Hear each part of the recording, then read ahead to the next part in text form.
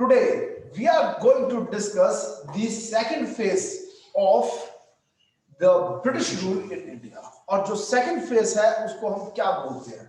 ठीक है, उसे हम बोलते हैं Crown Rule 1858 to 1947.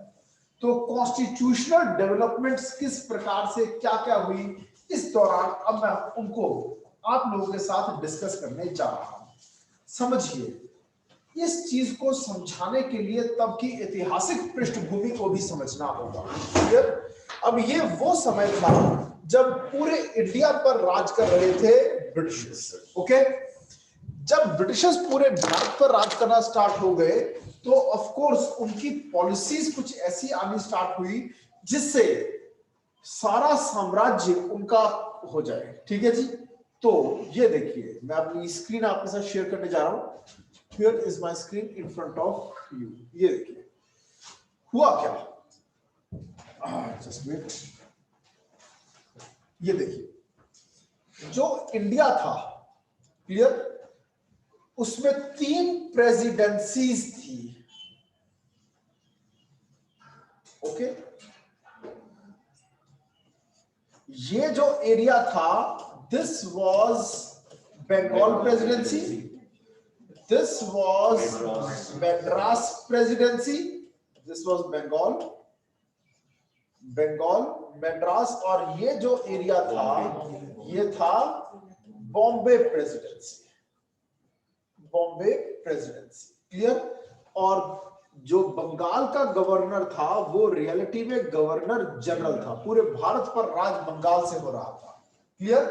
ओके, 1911 तक यही रहा है कि भारत का राजा बंगाल में बैठता रहा है. ओके, ये चेंज आया था बाद में जब दिल्ली दरबार हुआ 1911 में. उसके बाद फिर 1912 में कैपिटल शिफ्ट की थी. तब लॉर्ड हार्डिंग हुआ करते थे गवर्नर ऑफ इंडिया. फिर उसके बाद दिल्ली में बैठना शुरू हुए. तब से लेके अब तक भारत पर राज करने वाले लोग कहां बैठ रहे हैं? दिल्ली. क्लियर. और आगे चलते हैं. तो मैं आपको ये बताना चाहूंगा कि इन लोगों ने क्या करना शुरू किया. अब ये एब्सोल्युटली राज कर रहे थे पूरे भारत पर राइट फ्रॉम 1833 से राज कर रहे. गवर्नमेंट जो थी किसके हाथों में थी? Governor general of India. तो पहले इन्होंने क्या करना शुरू किया? Doctrine of subsidiary alliance. Doctrine of subsidiary alliance क्या होता है? डॉक्ट्रिन ऑफ सब्सिडरी अलायंस कि मान लो यहां पर कोई एक किंग है, ठीक है, और उसका ये साम्राज्य है. तो इसको पहले तो क्या किया जाता था? इकोनॉमिकली चारों तरफ से, ठीक है, इतने बेनिफिट्स पहुंचा दो, ठीक है, यहां पर जो माल बिके किसका बिके? सिर्फ ब्रिटिशर्स का. और उसमें से बड़ा मोटा जो टैक्स किसको जा रहा है? राजा को.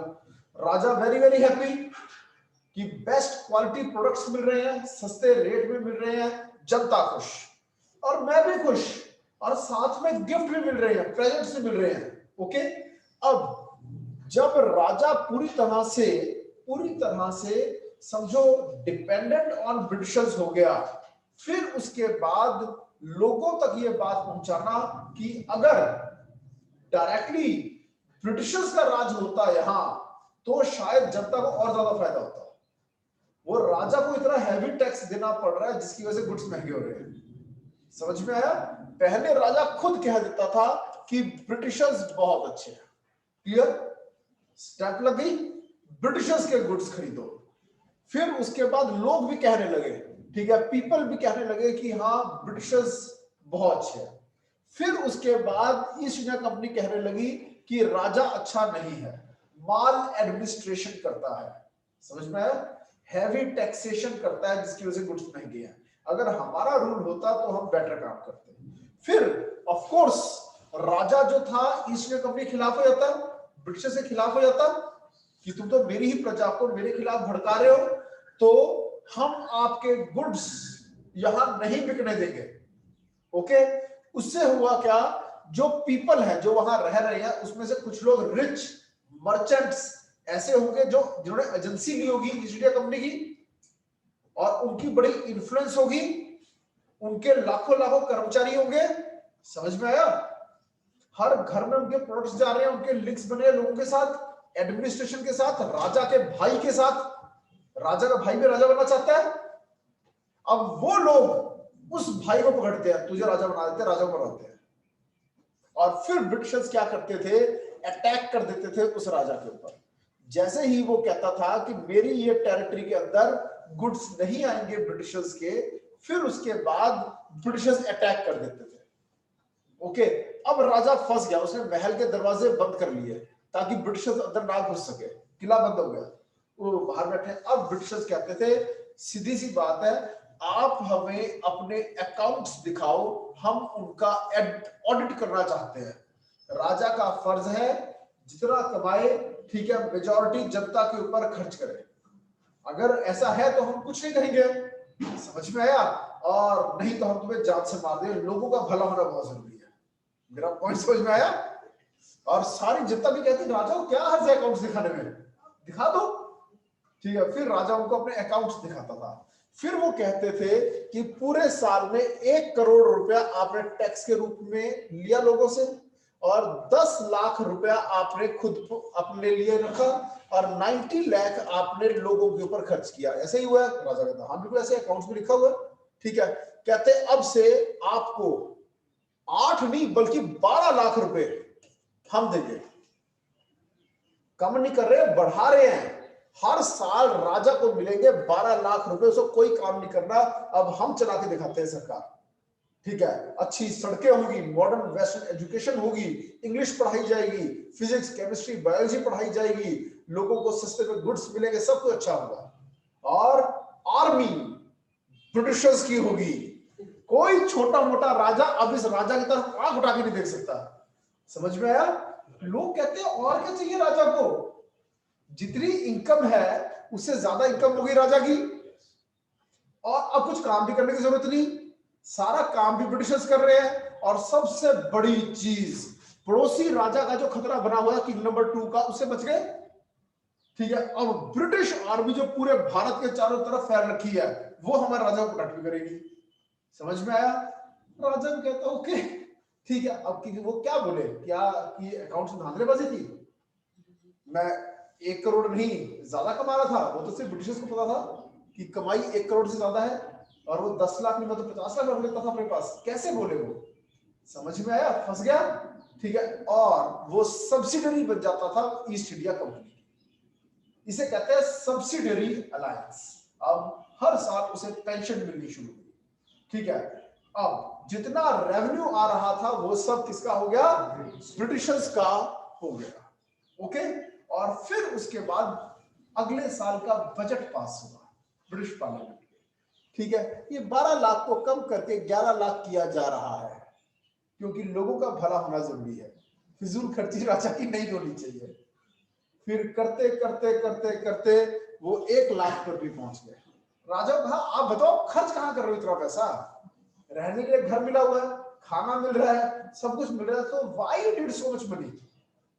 समझ में आया? इसके बाद तो राजा के इतने बुरे हाल हो गए। जो जुनागढ़ का राजा था, उसने लोगों को कहना शुरू किया कि मुझे जानवरों से बहुत प्यार है, ठीक है। उसने खुद ने कुछ भैंसें रखी, ठीक है, और डॉग्स रखे, और हर महीने शाही डॉग शाही बिच का विवाह रचाया जाता था। उसमें सभी रिच लोगों को आमंत्रित किया जाता था, मगर शगुन का लिफाफा लेके आना होगा। समझ में आया? यानी कि राजा लोग जो थे, अब वो शगुन के लिफाफों का इंतजार करने लगे अपने खर्चे चलाने के लिए। और फौजदारी अभी भी उनको दे रखी थी राजा को, फौजदारी के केस, फौजदारी यानी क्रिमिनल केसेस, जिसे पेनल्टी लगाई जा सकती है, क्लियर। तो छोटी सी गलती की बड़ी सजा, बड़ी पेनल्टी लगाने लगे यही राजा, क्योंकि वो पैसा डायरेक्टली राजा के खाते में जा रहा था। समझ में आया? इसकी वजह से जनता में बदनाम होने लगे ये राजा, और पब्लिक सपोर्ट किसके साथ आकर जुड़ गया? ब्रिटिशर्स के। मेरा पॉइंट समझ में आया? क्योंकि उन्हें पता था कि जब तक गरीब तबका हमारे हाथ में, ये राजा कुछ नहीं कर सकता। और फिर आया खतरनाक, ठीक है, लॉर्ड डलहौजी। लॉर्ड डलहौजी ने क्या किया, मैं वो बताता हूं, ये समझो। डलहौजी, लॉर्ड डलहौजी ने क्या कहा कि अगर कोई किंग ऐसा है जिसका कोई बायोलॉजिकल चाइल्ड नहीं है, तो राजा के मरने के बाद उसके एडॉप्टेड चाइल्ड को हम पेंशन नहीं देंगे, और उसकी जो जायदाद है, वो उसकी जो पेंशन है वो लैप्स कर जाएगी। समझ में आया? लैप्स कर जाएगी, यानी कि डॉक्ट्रिन ऑफ लैप्स। ये बहुत ही फेमस है, इनफेमस बोलूंगा मैं इसे, ठीक है, डॉक्ट्रिन ऑफ लैप्स। ठीक है, pension will lapse if there is no biological child of the king.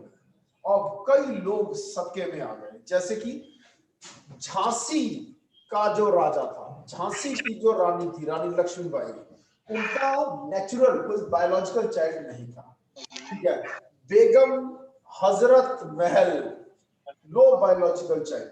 Tantya Tope, ठीक है, no, not a biological child.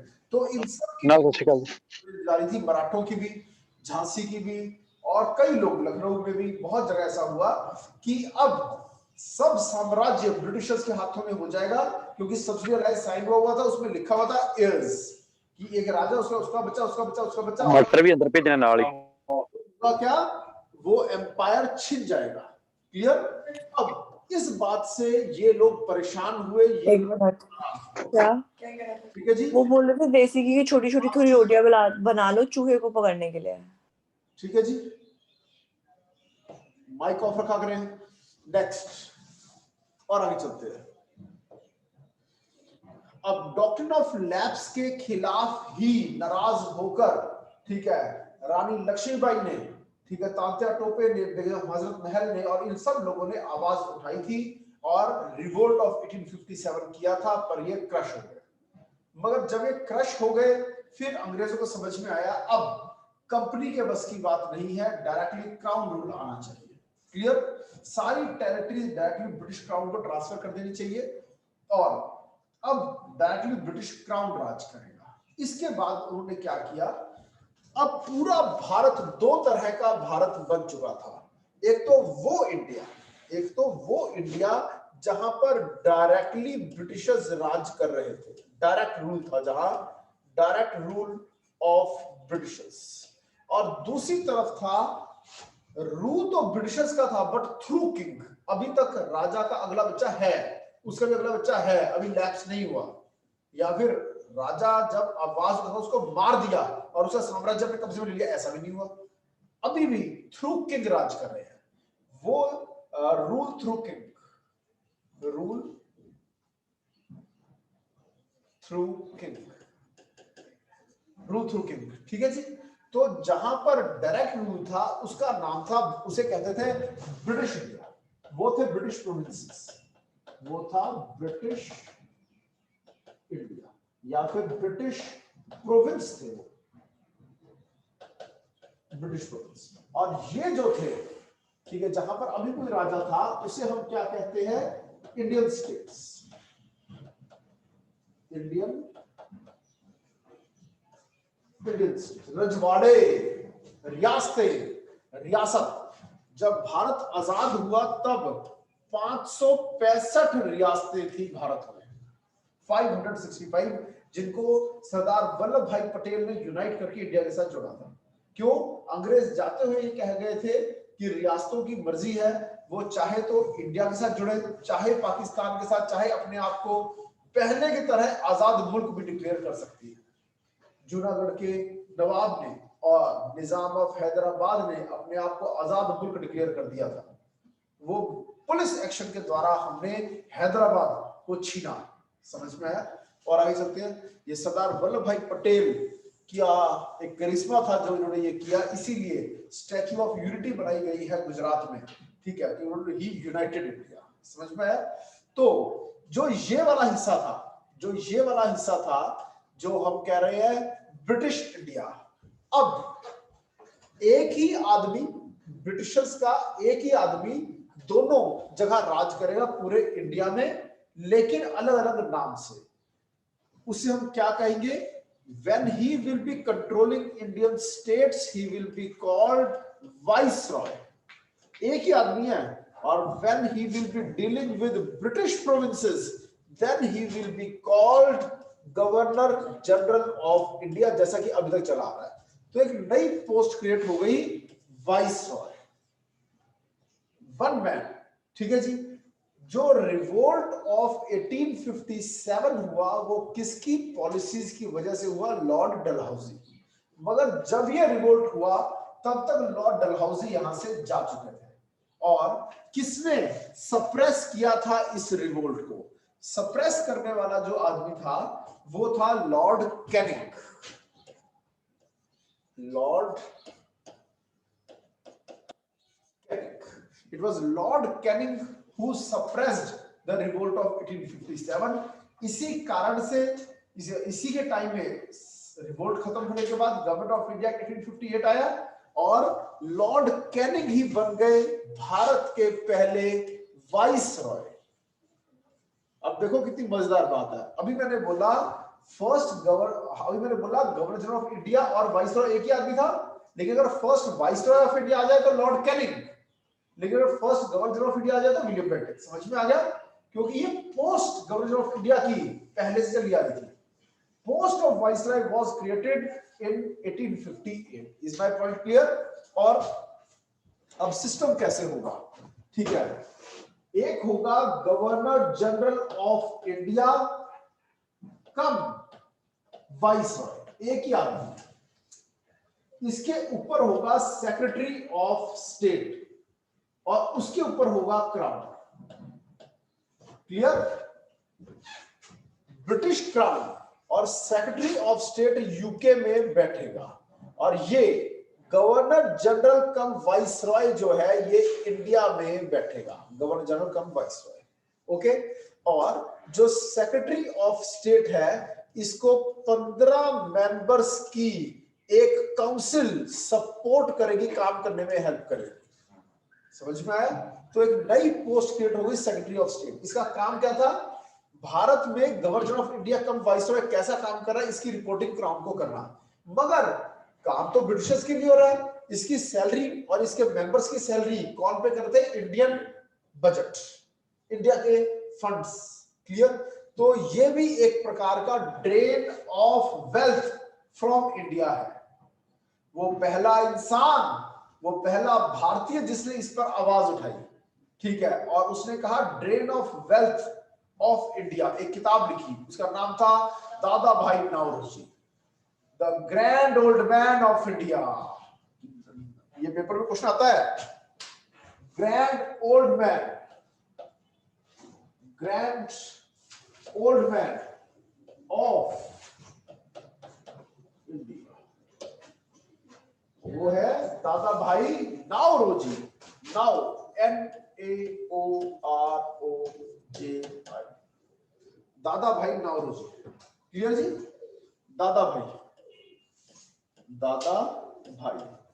दादा भाई नौरोजी एक सीनियर पॉलिटिशियन भी थे और साथ ही साथ ये पहले वो भारतीय थे जिन्होंने इलेक्शन कॉन्टेस्ट किया था इंग्लैंड में। इसके बाद तो फिर शुरू ही हो गया। बहुत इंडियंस फॉरेन में जाके भी इलेक्शन कॉन्टेस्ट करके वहां की राजनीति का अहम हिस्सा बने। आप जानते हैं अभी अभी जो नई सरकारें बनी हैं, खास करके जो बिडेन की सरकार, उसमें कई भारतीय हैं। क्लियर? तब से कनाडा में, यूएसए में, यूके में, हर जगह इंडियंस का पॉलिटिक्स में दबदबा है। पर यह दबदबा शुरू करने वाला पहला इंसान कौन था? दादा भाई नौरोजी। इंग्लैंड जाके इलेक्शन कॉन्टेस्ट किया था। Clear? So what was the name of the book he wrote? Drain of wealth of India, कि भारत का पैसा बाहर कैसे गया, कैसे हम गरीब हो गए, वो इन्होंने समझाया। सोने की चिड़िया कहा जाने वाला भारत गरीब कैसे हो गया। ठीक है जी? और आगे चलते हैं। और ये जो सेक्रेटरी ऑफ स्टेट था, he was ultimately responsible to British parliament. इसको जवाब देना पड़ता था ब्रिटिश पार्लियामेंट में कि अगर भारत में कोई अच्छा हो रहा है या बुरा हो रहा है, he was responsible for all that. Okay, चले आगे। अब मैं इसे कुछ पॉइंट्स आपको कराने जा रहा हूं। Shall we start? ये देखिए, ये आपके सामने आ रहा है।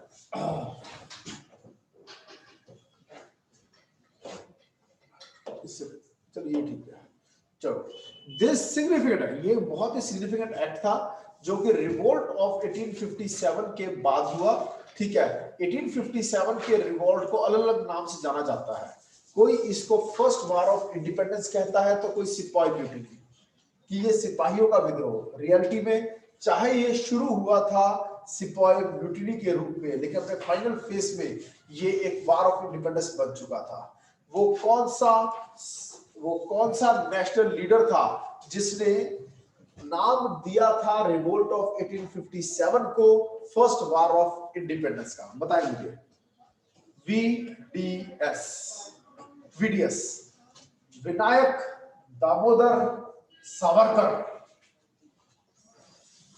Vinayak Damodar Savarkar, VD Savarkar, VD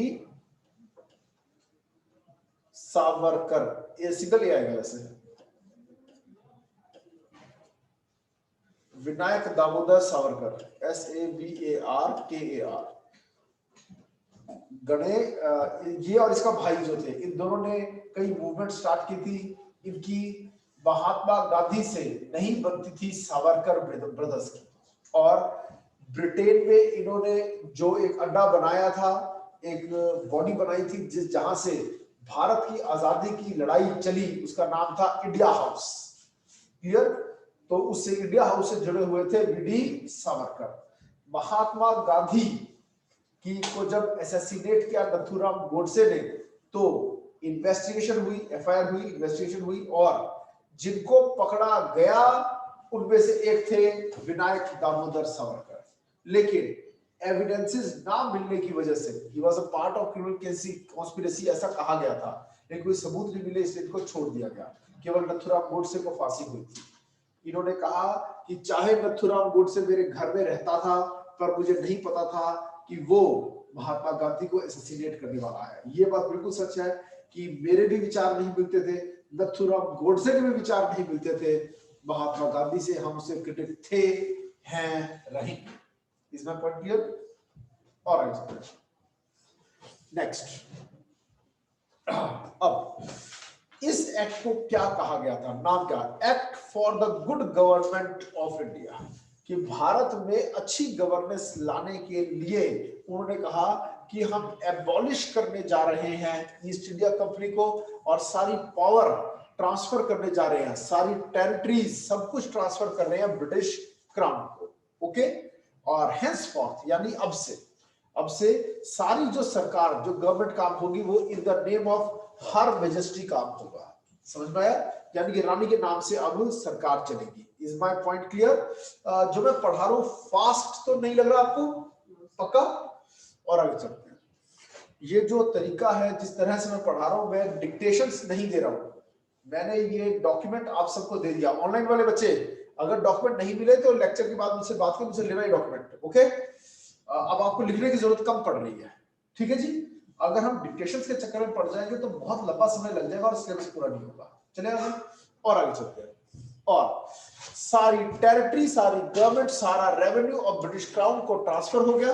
okay, और रूल ऑफ क्राउन शुरू हो गया, रूल ऑफ कंपनी रिप्लेस हो गया, खत्म हो गया। ठीक है, और ब्रिटिश क्राउन खुद तो भारत में आएगा नहीं, तो काम कौन संभालेगा? Secretary of state, SOS। और SOS को असिस्ट करेगी कौन?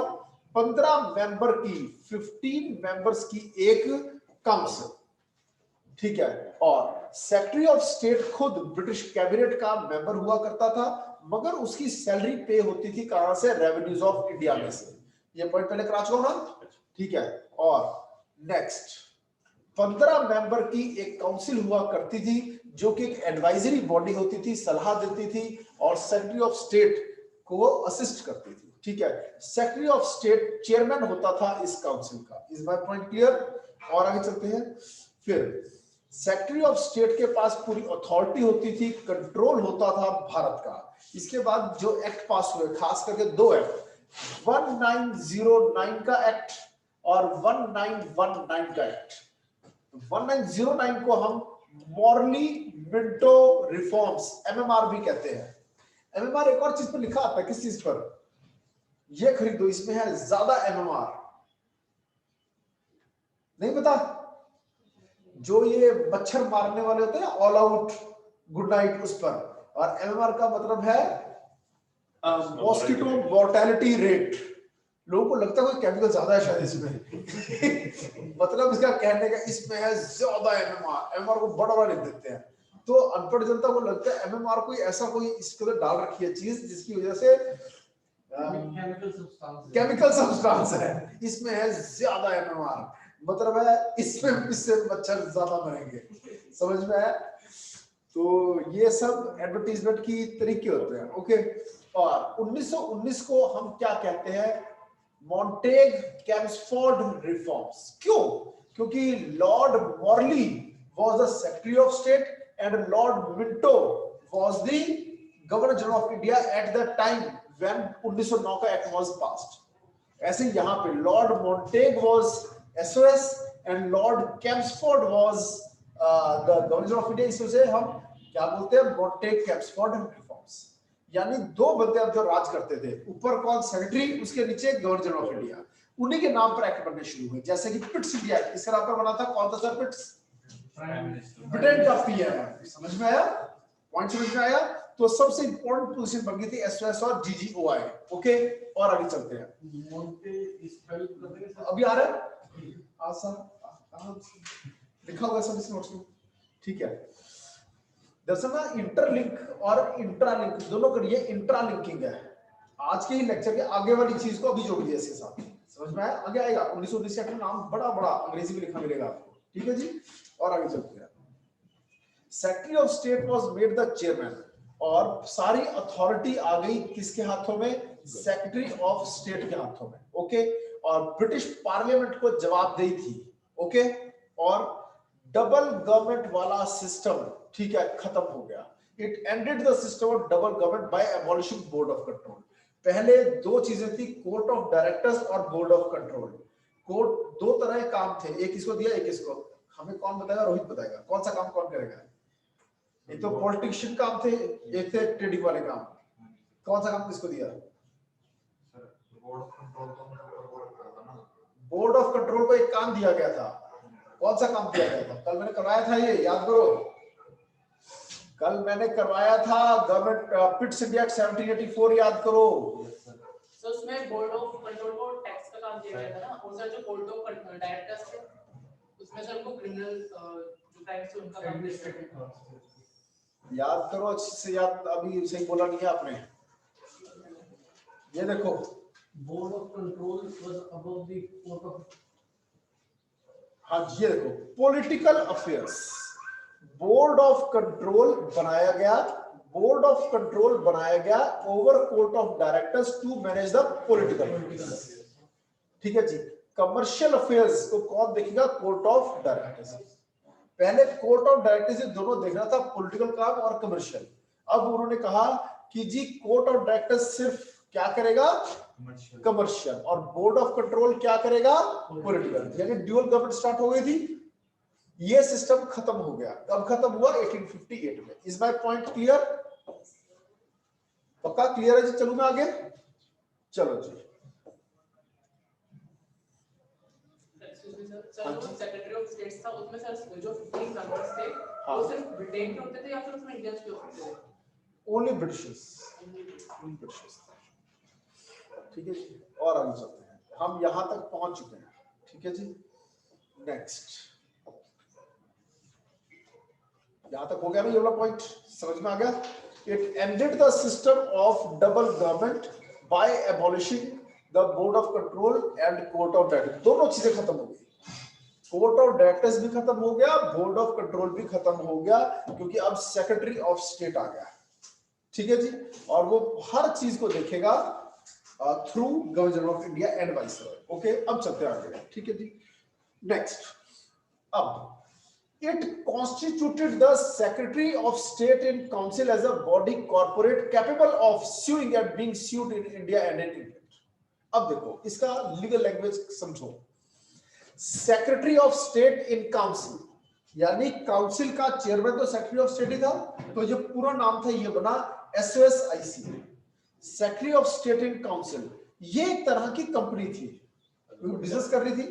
तो legal entity, separate legal entity, it can sue and it can be sued। ठीक है, कौन सा फेमस केस है इसको लेकर कंपनी लॉ में पढ़ाया जाता है?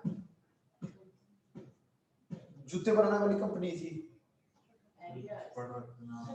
नाम नहीं याद। एस,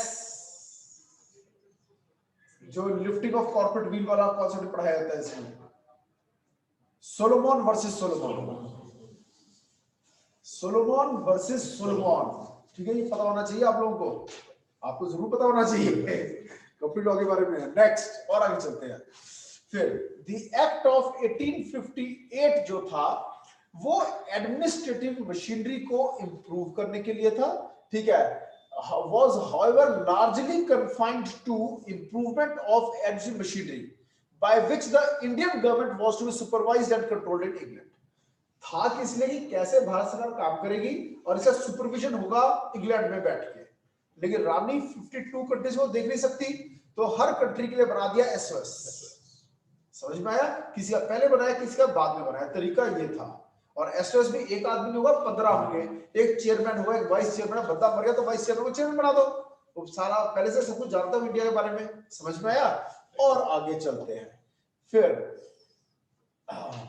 ये देखिए, अब ऐसा नहीं है ऑल टुगेदर भारत में काम करने का तरीका ही बदल गया। It was something like the old wine in the new bottle. ठीक है जी, it did not alter in any substantial way the system of government that prevailed in India। India में अब भी वैसे ही प्रोविंशियल काउंसिल्स थी और सेंटर में भी एक लेजिस्लेटिव काउंसिल थी, मगर सुपरविजन पैदा हो गया, सुपरविजन का एक नया मेथड स्टार्ट हो गया। बस क्लियर? और आगे चलते हैं। The Governor General was made the Viceroy of India। ठीक है जी, एक ही आदमी को दो पोजीशंस दे दी गई, गवर्नर जनरल और वाइसरॉय। ये सेम पर्सन हुआ करता था। जब तो वो इंडियन प्रोविंसेस यानी ब्रिटिश प्रोविंसेस को देखता था, इंडिया के ब्रिटिश प्रोविंसेस जहां कोई किंग नहीं है, या तो किंग को मार दिया या किंग के बच्चे को किंग रिकॉग्नाइज नहीं किया। अब वो डायरेक्टली ब्रिटिश है, तो वहां कोई राजा नहीं है, तो वो है इंडियन प्रोविंसेस, तो उसी को कहेंगे हम गवर्नर ऑफ इंडिया। पर जब वही आदमी जब रजवाड़ों से डील कर रहा है, जब रियासतों से और किंग के साथ डील कर रहा है, तो उसे हम कहेंगे viceroy of India, as a representative of the crown while dealing with Indian princes. कोई प्रिंस है, कोई राजा है, उनसे डील करना है तो ऐसे किया जाएगा। The crown was given the power to appoint the viceroy and the governors. अब एक नई चीज आई है, देखो जी, हर इसको यहां से समझाता हूं। ये देखो, ये देखिए, हर जगह जो थी, या तो वो थी रजवाड़ा या फिर वो था क्या, ब्रिटिश प्रोविंस। सबसे ऊपर तो है क्राउन, क्राउन के नीचे सेक्रेटरी ऑफ स्टेट, ठीक है, और उसके नीचे नहीं, मैं ऐसे लिखूंगा, गवर्नर जनरल ऑफ इंडिया, या मैं लिखूं और यहां लिखूंगा वाइसरॉय। है ये एक ही आदमी, इसे मैं यहां लिखता हूं कम। क्लियर? और इसके नीचे है गवर्नर, इसके नीचे भी है गवर्नर, और उसके नीचे है पीपल, उसके नीचे है पीपल, और इसके नीचे है किंग, उसके नीचे है पीपल। बस ये समझ में आ गया? यहां पर किंग है और यहां किंग नहीं है। क्लियर? और ये जितने गवर्नर हुआ करते थे, हाँ, ये कहानी कुछ और तरीके से सुनाएंगे।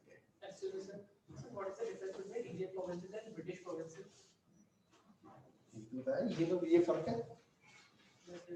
अब ये जो है, मैं और यही तो बोल रहा हूं, अब ये जो है समझो, जहां पर तो किंग है अभी भी, वो है इंडियन स्टेट्स। अच्छा, आपने इंडियन प्रोविंस पूछा, ये है इंडियन स्टेट्स यानी रियासत, यानी कि ये रियासत है, रजवाड़े, ठीक है। और ये, इनको कुछ भी कह लो, या तो इंडियन प्रोविंसेस या फिर ब्रिटिश प्रोविंसेस, एक ही बात है, कोई फर्क नहीं। क्लियर? यहां पर कोई किंग नहीं है। ओके, और आगे चलते हैं। अब समझो, एक आदमी, एक बच्चा अपने घर में बैठा है, चेयर पे बैठा है, टेबल पे टांग रख के अपनी मम्मी पानी लाना, मम्मी तो बड़ा लाट सा लगाया, उठ के जा ले ले। ये क्या बोला मम्मी ने? मम्मी ने बोला तू बड़ा यहाँ लाट साहब लगा है, खुद उठ के ले ले। समझ में आया क्यों बोला मम्मी ने ऐसे? लाट साहब वर्ड का क्या मतलब होता है हिमांशु? सब लाट साहब होता है मतलब कोई राजा है रजवाड़ा या लॉर्ड है। सर जिसके पास अथॉरिटी लठ, एकांत कह रहा है जिसके पास लठ है वो बन गया लठ साहब, और लठ साहब है लाठी। अथॉरिटी जिसके पास अथॉरिटी जिसके पास है। सर राजा का बेटा जो हम कह सकते हैं, राजा का बेटा शायद, पावर है। तो राजकुमार साहब बोलेंगे, लाट क्यों बोल दिया? ट लाट। हरलीन बताएगी, कोई अखिल बताएगा। यार लाट वर्ड कहां से आया? यहां से आया। लाट साहब शब्द इससे पहले भारत में होता ही नहीं था। ये जो 1858 का एक्ट आया, इसके बाद लाट साहब शब्द आया। कैसे आया समझो। अब हो क्या रहा था, ठीक है, ओ सॉरी, ठीक है, अब हो क्या रहा था वो देखो। मैंने अभी अभी आपको समझाया ये चीज कि सेक्रेटरी ऑफ स्टेट जो है उसके नीचे एक ही आदमी था, governor of India come viceroy, okay. उसके नीचे होता था कौन? गवर्नर। उसके नीचे गवर्नर होता था। अब वो चाहे रजवाड़ा हो चाहे ये हो। तो ज्यादातर भारत अभी भी क्या था? सिर्फ 11 प्रोविंसेस थी, 565 रियासतें थी। प्रोविंस कितने थे? 11। जहां पर राजा मार दिया, हरा दिया या राजा है ही नहीं वो है 11। और रियासतें कितनी है? 565। फर्क बहुत ज्यादा है ना। यानी लार्जली इंडिया वाज रजवाड़े। समझ में आ गया? तो अब हम रजवाड़ों के हिसाब से बात करेंगे। तो जैसे ये है, मान लो, ओ सॉरी, अब ये है, मान लो ये है हैदराबाद, ठीक है। हैदराबाद में भी एक बड़ा महल हुआ करता था, किसका? गवर्नर का, ठीक है। और एक छोटा महल हुआ करता था, किसका? निजाम का, यानी किंग का। निजाम कह लो या किंग कह लो, एक ही बात है, ओके। और जो भी गवर्नर का नाम होता था, चाहे एमहर्स है या कुछ भी है, उसके नाम के पीछे लगा होता था लॉर्ड, लॉर्ड, ठीक है। और ये आराम से बैठा रहता, क्योंकि ये राजा कैसा काम कर रहा है, निजाम कैसा काम कर रहा है, उसकी रिपोर्टिंग ये लॉर्ड, ये गवर्नर करेगा, गवर्नर जनरल ऑफ इंडिया को। समझ में आया? और उससे फाइनल ये फैसला लिया जाएगा इसको रखना है या इस किंग को मार दे, हरा दे, हटा दे, इसकी पेंशन कम करनी है, ज्यादा करनी है। तो चमचागिरी कौन किसकी कर रहा है? निजाम, यानी कि किंग। राजा के उतने ठाठ नहीं है, ठाठ तो लाट साहब के हैं, लाट साहब। समझ में आया? लॉर्ड साहिब, ठीक है, क्योंकि राजा इसको लॉर्ड साहिब के बुलाता था। लॉर्ड साहब मैं बहुत मेहनत कर रहा हूं लोगों के लिए, कुएं बनवा दिए मैंने, नहरें बनवा दी मैंने ये किया, हम देखने आएंगे। कौन बोलेगा? लॉर्ड साहिब। और जनता देख रही है, राजा तो हिला रहा है लॉर्ड साहिब के। हम आज तक राजा को भगवान की परछाई मानते थे, ये तो हमारे राजा के ऊपर भी कोई आ गया तो ठाठ तो असली लॉर्ड साहिब के हैं। राजा खुद उठ के पानी देता है, पानी सर। समझ में आया? तो ठाठ तो लाट साहब के हैं। यहां से लाट साहब हिंदी भाषा में एक शब्द आया। क्लियर? चले आगे, नेक्स्ट और आगे चलते हैं। कहां पहुंचे? यहां पहुंचे। चलो जी, अब जो पहला वो इंसान जो गवर्नर जनरल ऑफ इंडिया बना उसका नाम था लॉर्ड कैनिंग। और जिसने सप्रेस किया था रिवोल्ट ऑफ 1857 वो भी यही था, लॉर्ड कैनिंग। अब हम करने जा रहे हैं क्राउन रूल। यहां से शुरू हो गया क्या? Crown rule. चले आगे, चलो क्राउन रूल पर आते हैं। क्राउन रूल में जो एक्ट पास हुए वो टोटल 5 है। 3 तो है काउंसिल एक्ट और 2 है गवर्नमेंट ऑफ इंडिया। मैं फिर से बोल रहा हूं 3 + 2। 3 कौन से काउंसिल एक्ट आए? 1861, 1892 और 1902। क्लियर? और अब ईस्ट इंडिया कंपनी खत्म हो गई थी और डायरेक्ट ब्रिटिश क्राउन का रूल स्टार्ट हो गया था। इंडियंस की कॉपरेशन की जरूरत महसूस होने लगी कि एडमिनिस्ट्रेशन में भारतीय लोग भी पार्टिसिपेट करें। After the revolt of 1857, British government felt the necessity of seeking the cooperation of Indians in administration. तो यहां के लोगों को इंग्लिश सिखाओ, यहां के लोगों को क्लर्क बनाओ, बाबू बनाओ, उनसे काम लो, ठीक है, और कुछ को टॉप लेवल तक यानी आईसीएस इंडियन सिविल सर्विस में भी बैठने दो। ओके, आईसीएस का पेपर कल हमने स्टार्ट करा दिया था, याद है ना? ठीक है, और आगे चलते हैं।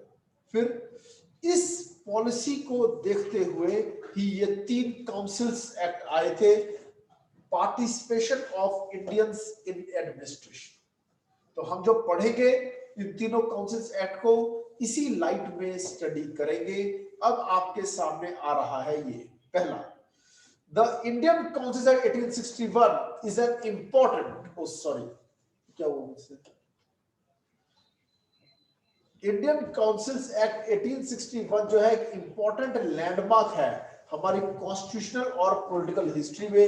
कैसे भारतीयों को जोड़ा जाना शुरू हुआ और धीरे धीरे अब डेमोक्रेसी का जन्म होगा। समझ में आया? वोटिंग राइट्स तक मिलेंगे, ठीक है। तो पहली बार रिप्रेजेंटेटिव इंस्टीट्यूशंस आई कि इंडियंस को रिप्रेजेंट किया जाएगा highest level law making body में, लेजिस्लेचर में। ओके, और वो क्या होगा वो सुनिए ध्यान से। ये देखिए, it provided that governor generals executive council should have some Indians as non-official members while transacting the legislative business. Legislative business क्या होता है? लॉ मेकिंग, यानी लॉ बनाते हुए भारतीय लोग भी होने चाहिए लेजिस्लेचर के अंदर। लेजिस्लेचर का मतलब है यहाँ गवर्नर जनरल एग्जीक्यूटिव काउंसिल। और आगे चलते हैं। 1862 में जो लॉर्ड कैनिंग थे उन्होंने नॉमिनेट किया 3 इंडियंस को लेजिस्लेटिव काउंसिल के अंदर। अब इंडियंस टॉप लेवल लेजिस्लेचर में बैठने शुरू हुए 3, लेकिन इलेक्शंस के द्वारा लोग चुन के नहीं आ रहे थे। जो अच्छे आदमी उन्हें लगे उन्होंने वो बिठा लिए, और वो 3 कौन थे? पहला महाराजा बनारस, महाराजा पटियाला और सर दिनकर राव। क्लियर? ये 3 लोग थे। और आगे चलते हैं नेक्स्ट। और भारत में शुरू हुआ डिसेंट्रलाइजेशन का सिस्टम, ठीक है, कि आज भी देखो पंजाब अपने लॉ अलग बनाता है, हरियाणा अपने लॉ अलग बनाता है, ठीक है। तब क्या थी? 3 प्रेसिडेंसी थी, बॉम्बे, मद्रास और बंगाल। तो बॉम्बे और मद्रास से लॉ बनाने की पावर छीन ली गई थी, वो फिर से रिस्टोर बैक हो गई। मद्रास और बॉम्बे को उनकी लेजिस्लेटिव पावर्स वापस दे दी गई। चले आगे। सर ये सब भी ब्रिटिशर्स ने किया क्या? अभी जो इनको लॉ बनाने के लिए पावर दी गई सर, ये जब दी गई ना, जब 3 इंडियंस उस लेजिस्लेचर में आ गए थे, एक साथ ही दोनों काम हो गए थे। एक साथ ही। उसके बाद नहीं हुआ ये, एक ही एक्ट में वो भी लिखा था, ये भी लिखा था। क्लियर? और आगे चलते हैं। देन जो एग्जीक्यूटिव काउंसिल थी उसका नाम रखा गया क्या? Central legislative council. लंबे समय तक यही काम रहा। बाद में इसका नाम बदल के किया गया था इंपेरियल। सेंट्रल वर्ड को हटाकर बाद में कर दिया गया था इंपेरियल लेजिस्लेटिव काउंसिल। अभी नहीं, लेकिन आगे चल के होगा। अब governor generals executive council was divided into 2 parts. ये लेजिस्लेटिव का काम करेंगे, एग्जीक्यूटिव का, ठीक है। अब लेजिस्लेटिव को बॉडी अलग बना दिया, सेंट्रल लेजिस्लेटिव काउंसिल बना दिया। क्लियर? एग्जीक्यूटिव काउंसिल के अंदर लेजिस्लेटिव मेंबर्स होते थे, कल याद है ना, 6 मेंबर्स ऐड किए थे। ओके, अब 6 में से 3 इंडियंस हो गए थे। अब चक्के उन्होंने इस लेजिस्लेटिव बॉडी को क्या बना दिया? Legislative council. एक पार्लियामेंट क्रिएट हो गई। ये थी भारत की पहली पार्लियामेंट, का नाम यूनी कैबिनेट, एक ही हाउस था। इस बार पॉइंट क्लियर? चलो मैं आगे और आगे चलते हैं। शुरू हुआ पोर्टफोलियो सिस्टम जो आज भी चला रहा है। आज क्या है, पोर्टफोलियो दिए जाते हैं। जैसे अमित शाह को क्या पोर्टफोलियो मिला है? होम। निर्मला सीतारमण को कौन सा पोर्टफोलियो मिला हुआ है? फाइनेंस। फाइनेंस मिला हुआ जी। डिफेंस किसको मिला है? राजनाथ सिंह को। राजनाथ सिंह को मिला हुआ है डिफेंस का। ठीक है, ऐसे सबको कुछ कुछ पोर्टफोलियोज दिए हुए हैं। ये एग्रीकल्चर किसको मिला हुआ है? Agriculture Narendra Singh Tomar, NS Tomar. आजकल न्यूज़ में वही चल रहा है। ठीक है जी, ओके।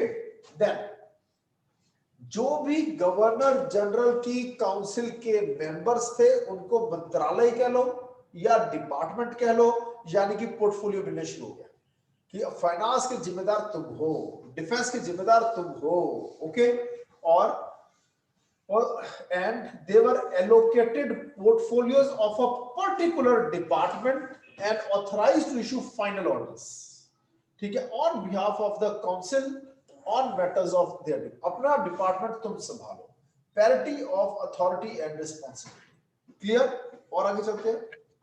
फिर नई legislative councils also provide for new legislative councils for Bengal, North-West Frontier Province and Punjab, which were established in these years.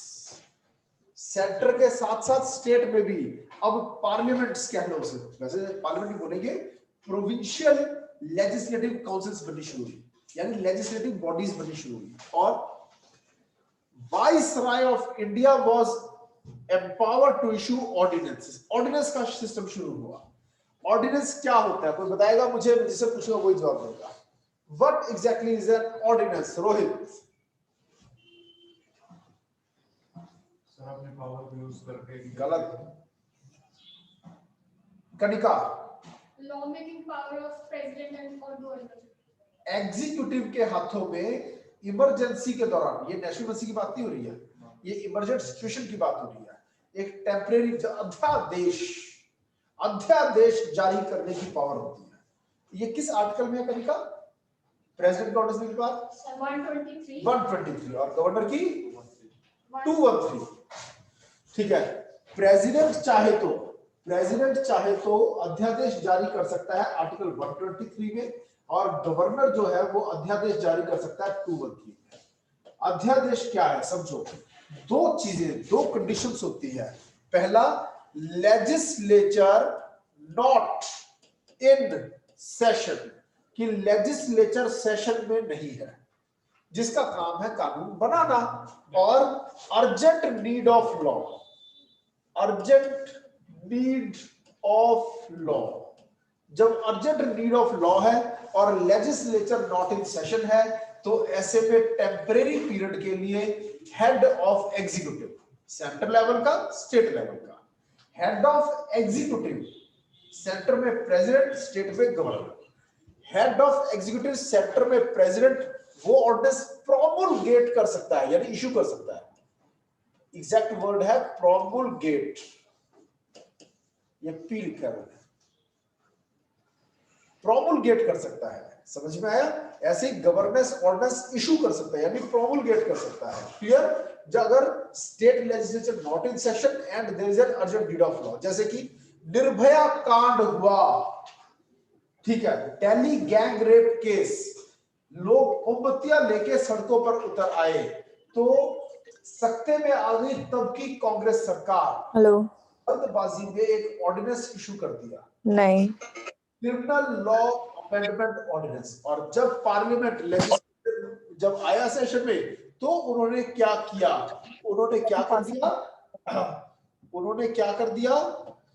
उन्होंने उसको परमानेंट कर दिया, उसको लॉ ही बना दिया, क्रिमिनल लॉ अमेंडमेंट एक्ट पास हो गया। ऐसे ही जब टेररिस्ट एक्टिविटीज बढ़ी, हमने बनाया POTO, prevention of terrorism ordinance. फिर जब लेजिस्लेचर सेशन में आया तो एक्ट बना दिया पोटा। क्लियर? ओके, अभी ट्रिपल तलाक को लेकर भी ऑर्डिनेंस बनाया और फिर बाद में एक्ट बना दिया। क्लियर? और आगे चलते हैं। और सर बिल और एक्ट में क्या फर्क होता है? जब तक वो पास नहीं हुआ वो बिल है। लेजिस्लेटिव प्रपोजल को बिल कहते हैं, जब वोटिंग वगैरह होके प्रेसिडेंट साइन करे तो वो एक्ट बन जाता है। समझ में? जब तक वो प्रपोजल है तब तक वो बिल है, जब वो पास हो गया वो एक्ट बन गया, फिर वो लॉ बन गया, स्टैट्यूट बन गया एक्ट बनने के बाद। और आगे चलते हैं तो ऑर्डिनेंस इशू करने की पावर मिल गई। भारत में आज भी ऑर्डिनेंस की पावर है और बहुत ही इसका यूज भी होता है और मिसयूज भी होता है। ठीक है जी, ऑर्डिनेंस के चैप्टर में और डिटेल में कराऊंगा मैं। ठीक है, वो शुरू हो गया कि इमरजेंसीज के टाइम पर 6 महीने के लिए टेम्परेरी लॉ बना सकता है गवर्नर जनरल ऑफ इंडिया। इस तरह से भारत में आया। ये क्या हुआ?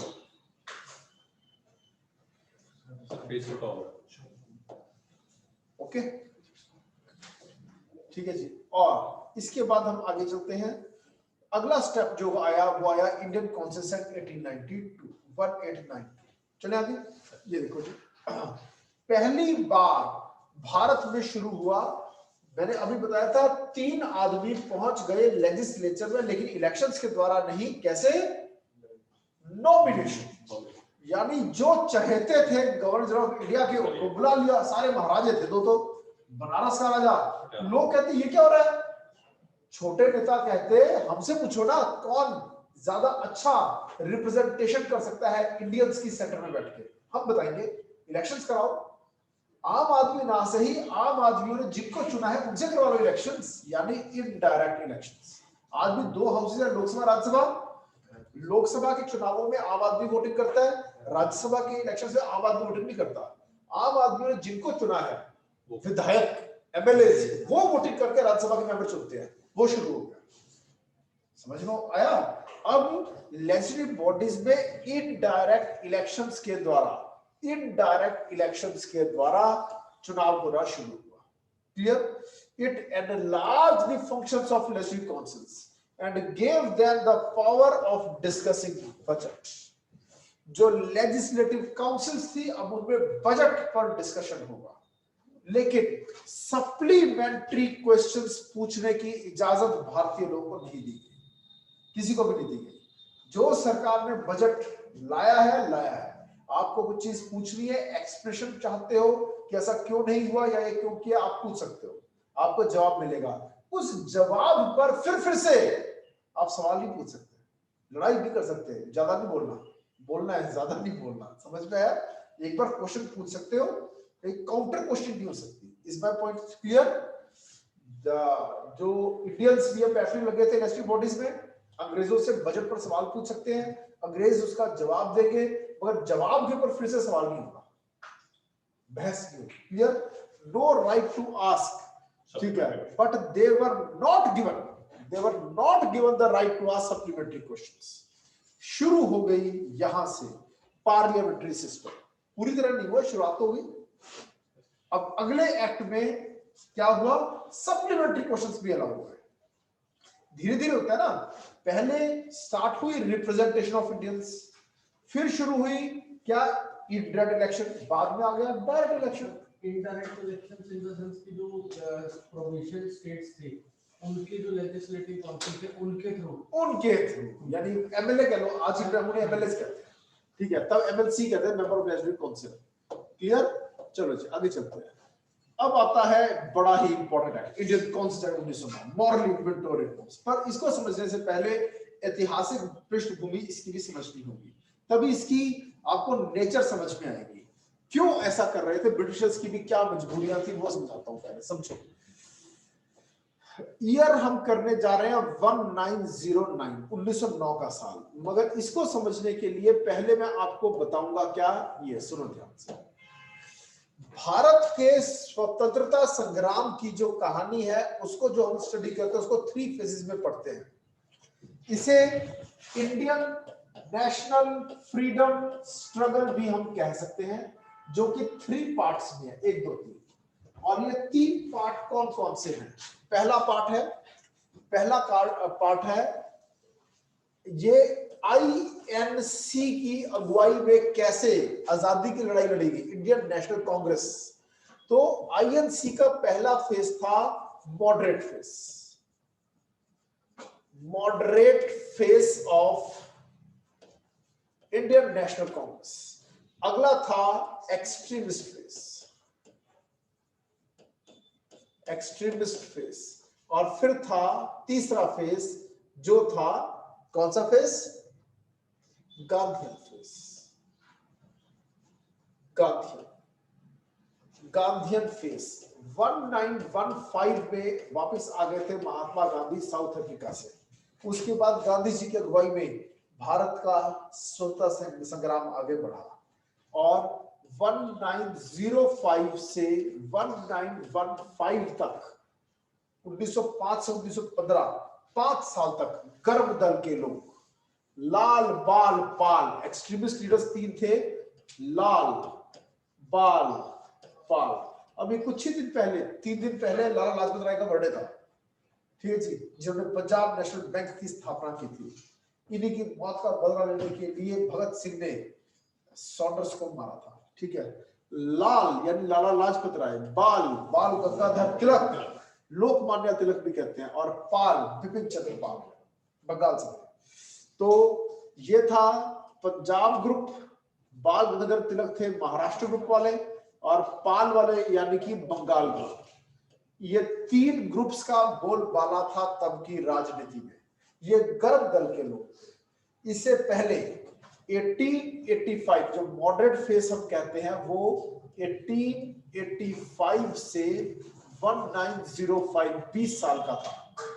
नर्म दल दादा भाई नौरोजी, ठीक है, बदरुद्दीन तैयब जी, ठीक है, व्योमेश WC बनर्जी, ठीक है, ये सब लीडर्स जो थे। किसने बनाई थी Congress? AO Allan Octavian Hume, Allan Octavian Hume, he was a retired British civil servant, okay? तो 1905 में ऐसा क्या हुआ?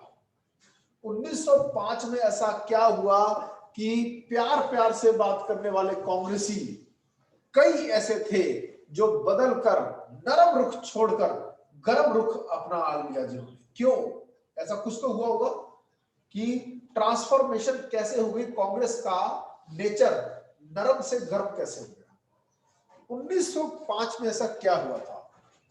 गवर्नर जनरल ऑफ इंडिया का वाइस रॉय जो उस समय हुआ करते थे उनका नाम था लॉर्ड कर्जन, लॉर्ड कर्जन। और लॉर्ड कर्जन ने क्या किया? Partition of Bengal, partition of Bengal, partition of Bengal, Bengal का विभाजन, ठीक है, 2 पार्ट्स में बांट दिया, हिंदुओं का बंगाल और मुस्लिमों का बंगाल। और मुस्लिमों के बंगाल को ईस्ट बंगाल का नाम दे दिया गया, ईस्ट बंगाल, और हिंदुओं का बंगाल बंगाली था। वो बाद में लोग उसको वेस्ट बंगाल बोलना शुरू हो गए, ठीक है, यानी मुस्लिम्स के लिए अलग एरिया बना दिया। लेकिन बोला ये गया, ये नहीं बोला कि हम मुस्लिम्स के लिए बना रहे हैं, कहा यह गया क्योंकि बंगाल बहुत बड़ा प्रोविंस है, एक गवर्नर के बस की बात नहीं है इसको मैनेज करना, इसलिए 2 होने चाहिए, इसलिए हम बांट रहे हैं। इतना बड़ा प्रांत है, सबसे बड़ा प्रांत है, इसलिए 2 टुकड़े कर दिए। क्लियर?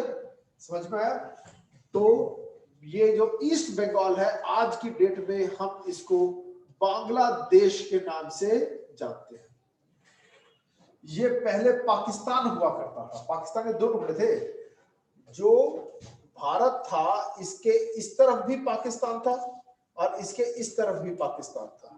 ये था वेस्ट पाकिस्तान और ये था ईस्ट पाकिस्तान। क्लियर? तो हमने ईस्ट पाकिस्तान को आजादी दिलवाई। उस मूवमेंट का नाम था मुक्ति वाहिनी। क्या नाम था? मुक्ति वाहिनी। इसकी मास्टरमाइंड थी इंदिरा गांधी। क्लियर? तभी आजादी मिली ईस्ट पाकिस्तान को, नया देश बन गया बांग्लादेश। हमने अभी 1 लाख कोरोना वायरस की वैक्सीन की खेप गिफ्ट की है बांग्लादेश को।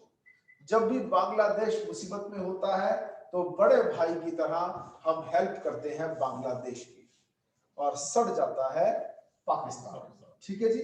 और जैसे ही पाकिस्तान का आधा हिस्सा हमने उससे छीन लिया तो पाकिस्तान पूरी तरह से चिल्लाने लगा और कहता अब हम टुकड़े टुकड़े करेंगे इंडिया के। ये 1970s की बात थी।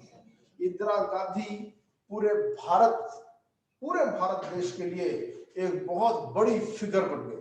इतनी बड़ी जीत, ठीक है। आज तक जो काम नेहरू नहीं कर सकते, जो बाप नहीं कर सकता, बेटी ने कर दिखाया। बाप का चाइना से पंगा हुआ, चाइना जीता, हमारे एरिया पर चाइना कब्जा कर गया, पर बेटी आधा पाकिस्तान छीन लाई। समझ में आया? तो इंदिरा गांधी की बहुत जबरदस्त छवि बन गई थी इंडिया में। ओके, और सर जब उसने बांग्लादेश को आजाद कराया तो सर फिर से उसको इंडिया में क्यों नहीं बनाया, वापस से अलग देश क्यों बना दिया? किसी की भूमि पर हम गंदी नजर नहीं डालते हैं। पर पहले से तो वो इंडिया का हिस्सा था, वो तो ब्रिटिश हाँ, था, नहीं तो है बाद में नहीं रहा ना। हमें इंटरनेशनल लेवल पर शक्ल भी दिखानी है। और गरीब एरिया को इंडिया बनाने का फायदा नहीं होगा, नुकसान होगा। आज भी बांग्लादेश से सारे इंडिया में आना चाहते हैं, वो तो हम नहीं आने दे रहे उन्हें।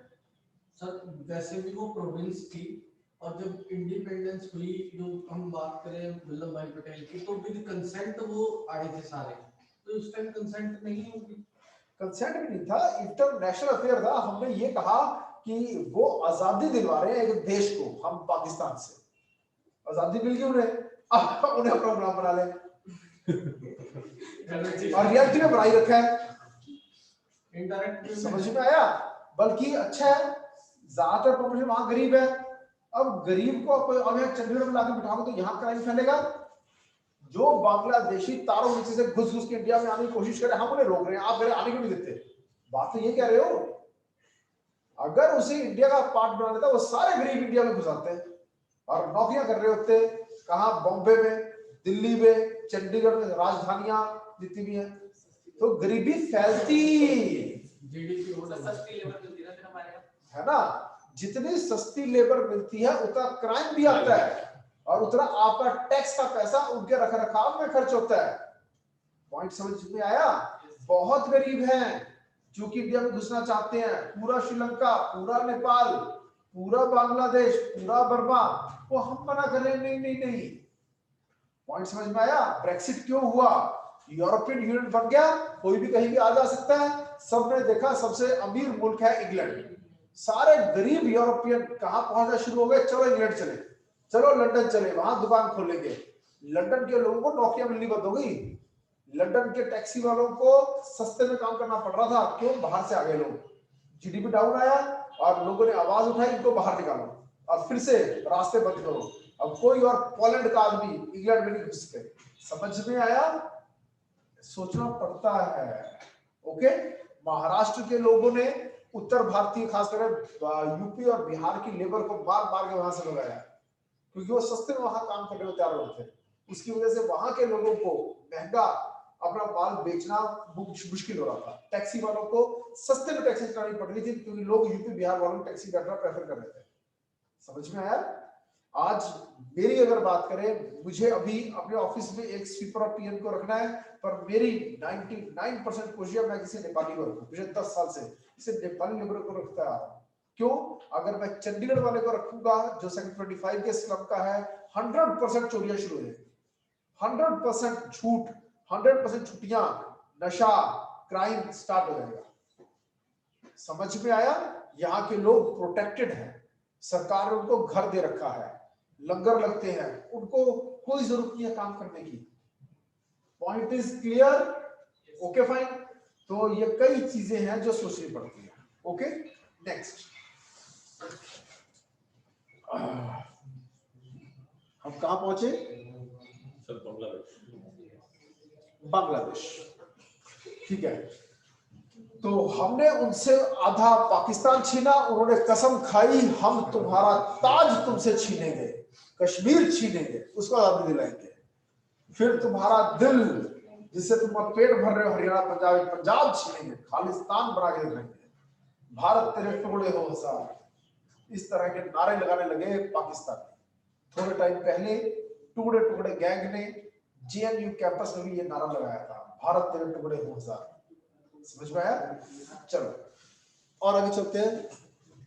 तो समझो 1905 में पार्टीशन ऑफ बंगाल हुआ, डिवाइड एंड रूल पॉलिसी, इसे हम क्या बोलते हैं? Divide and rule policy of Britishers.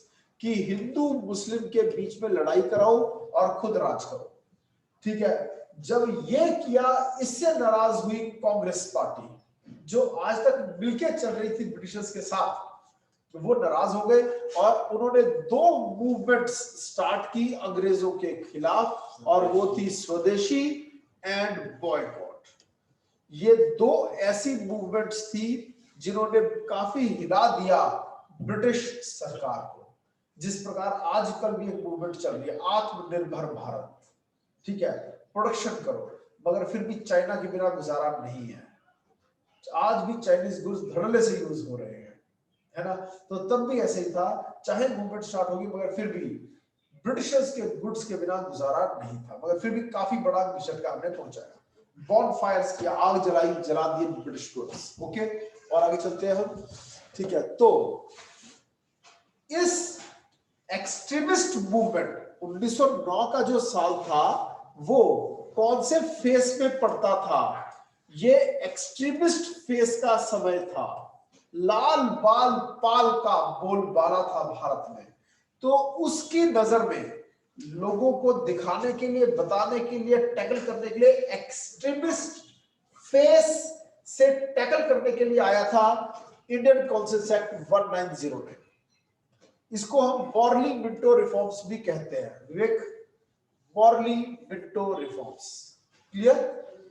Lord Morley थे उस समय सेक्रेटरी ऑफ स्टेट और लॉर्ड मिंटो थे उस समय GGOI, governor general of India. और मैंने बताया था सेंट्रल लेजिस्लेटिव काउंसिल का नाम बदलकर हो गया imperial legislative council. Imperial word का मतलब है एक देश का दूसरे देश पर राज करना।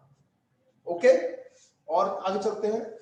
फिर डिवाइड एंड रूल पॉलिसी को आगे चलाते हुए एक खतरनाक गलत काम जो ब्रिटिशर्स ने किया, वो क्या किया? Communal electorate, communal representation for Muslims, और मुस्लिम्स को दे दिया सेपरेट इलेक्टोरेट। कैसे? जहां मुस्लिम्स बहुसंख्यक हैं, यानी मेजॉरिटी में है, उस एरिया को ईयर मार्क कर दिया जाएगा फॉर मुस्लिम्स। ये तो मुस्लिम एरिया है, यहां तो मुस्लिम्स का एरिया है ये। यहां मुस्लिम्स को समझा जाएगा फर्स्ट क्लास सिटीजन्स। हिंदू और सिख बन गए second class citizens. No voting rights. Voting right और election to contest the election only with Britishers. Only Muslim community were given the right to elect their representatives। यानी election में खड़ा होगा तो मुस्लिम होगा, इलेक्शन में वोटिंग करेगा तो मुस्लिम करेगा। हिंदू मुस्लिम के पास ना इलेक्शन में खड़े होने का अधिकार, ना वोट करने का अधिकार। यानी हिंदू मुस्लिम बुद्ध सब ईसाई सब ये क्या बन गए? Second class citizens. अब वो एरियाज हिंदूज के लिए कोई एरिया ईयरमार्क नहीं किया, मुस्लिम्स के लिए कर दिया। यानी हर एरिया में मुस्लिम इलेक्शन लड़ सकता है, हर एरिया में मुस्लिम वोटिंग कर सकता है, पर कुछ एरियाज में ना तो हिंदू वोट कर सकता, ना ही इलेक्शन में खड़ा हो सकता। और ये मुस्लिम्स ऑल ओवर इंडिया है क्या? माइनॉरिटी। जब भी माइनॉरिटी मेजॉरिटी पर रूल करेगी इस तरह से, तो आवाज उठेगी, लड़ेंगे, क्राइम होगा, और हिंदू मुस्लिम दूर दूर दूर दूर और दूर हो जाएंगे, आपस में लड़ते रहेंगे और ब्रिटिशर्स के पास शिकायत लेकर जाएंगे, मगर दोनों मिलकर ब्रिटिशर्स को उखाड़ फेंकने की बात नहीं करेंगे। Is my point clear? और जो करेगा दूसरी तरफ से पलड़ा संभाल लेगा दूसरी कम्युनिटी। समझ में आ गया? ओके। और for the first time the seats in legislative bodies were reserved on the basis of religion for Muslims. कुछ सीटें लेजिस्लेचर में रिजर्व कर दी गई, ये सीटें मुस्लिम्स के लिए हैं, रिजर्वेशन मिल गई मुस्लिम्स को। दूसरा, under this newly introduced system of communal representation separated constituencies were earmarked for Muslims, और वही बता दिया मैंने आपको, ठीक है जी। ओके, फिर सिर्फ मुस्लिम्स के लिए नहीं, प्रेसिडेंसी कॉर्पोरेशन के लिए, चैम्बर ऑफ कॉमर्स के लिए, यूनिवर्सिटीज के लिए और जमींदारों के लिए भी रिजर्वेशन बनाई गई थी। आज भी हम क्या करते हैं? कुछ क्लासेस को हम रिजर्व करके चलते हैं। आर्ट, साइंस, लिटरेचर और सोशल सर्विस के एक्सपर्ट्स को राज्यसभा में हम सीटें दे रहे हैं। यह कुछ वैसे ही बात थी। ठीक है जी, और आगे चलते हैं। चाहे डायरेक्टली रिटर्न में ना सही, लेकिन यह भी सच है इंडस्ट्रियलिस्ट्स को आज भी राज्यसभा में सीटें दी जाती है। सुभाष चंद्रा को दी गई है, जी न्यूज के मालिक सुभाष चंद्रा। ठीक है जी, इसी कारण से बुद्धि महिमा में सबसे आगे है जी न्यूज। चले आगे नेक्स्ट। लॉर्ड मिंटो को इसी कारण से फादर ऑफ कम्युनल इलेक्टोरेट भी कहा जाता है। कम्युनल, कम्युनिटी के आधार पर, इलेक्टोरेट यानी जिनके पास वोटिंग राइट है। ओके, और दोनों ही सेंटर का लेजिस्लेचर और स्टेट का लेजिस्लेचर, इनका नंबर बढ़ा दिया, बड़े बड़े हाउस बना दिए।